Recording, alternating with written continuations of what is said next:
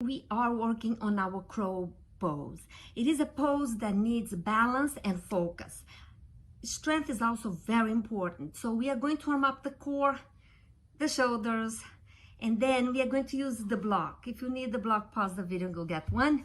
Or a big book also works, because I want you to see how blocks, how props will help you get into the pose, and then you start working without them. Before we begin, click the button, like this video, subscribe to the channel, be part of the community. That's right.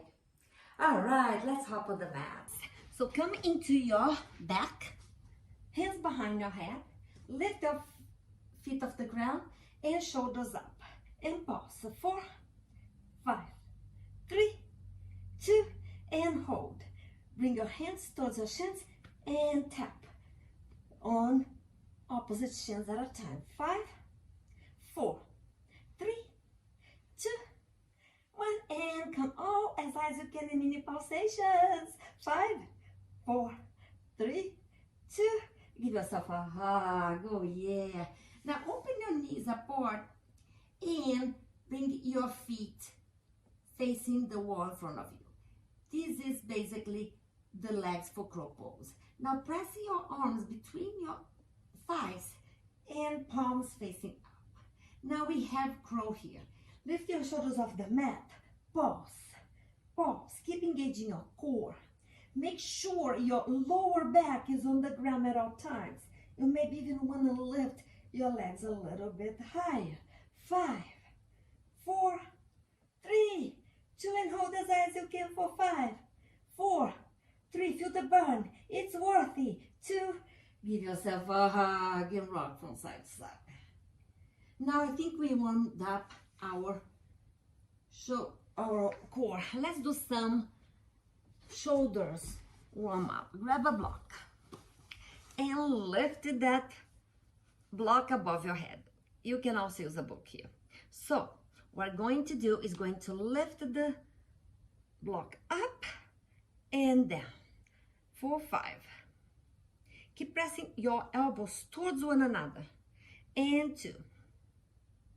And 1. This time hold as high as you can in mini pulsations. 5, 4. Creating stabilization on the shoulders joints is very important for a stable crow. 1 more, friends. And then bring your elbows down towards your chest and press them in. I'm going this way. Press them in. They're in a V shape and mini pulsations. 5, 4. Feel the burn. They are so important. Your muscles are growing. And 3, 2 more. 1, hold as high as you can here. And release. Put the block aside. Give yourself a hug. Oh yeah. Oh, I think you're ready. Keep the block nearby. Come into your squat. Okay. Let's rock our hips from side to side. Making sure that we starting to give our hips that opening necessary to sustain our feet in the air. Now, I want to invite you to grab the block. Using the block will help you to lift up so you can imprint your mind, your brain, what you are asking it to do. So we wanted to remove the fear of falling because we are going to be higher. And at that point, you will have a good idea what it feels to be in the air. So bring a block and step on top of a block. There you go. Step on top of a block. Press your hands on the mat, knees in. Now, engaging your core, round up your back. Lean forward so much that one foot is starting to lift off the mat. And bring it down. Lift the other one off the mat. And bring it down. 1 more. Again. And then this time, you may want to choose to stay where we were, or you may want to take both feet off the ground. Take 1. Keep squeezing all in. Take the other. Bring it down. 2 more, just like that, friends. Come into the top of your toes. Lift one foot off the mat. If it's not possible to lift both, stay in the previous exercise. Lift, lift, lift. Release. Good work. Release the block. Child's pose. Let's find child's pose here for a moment. One more breath.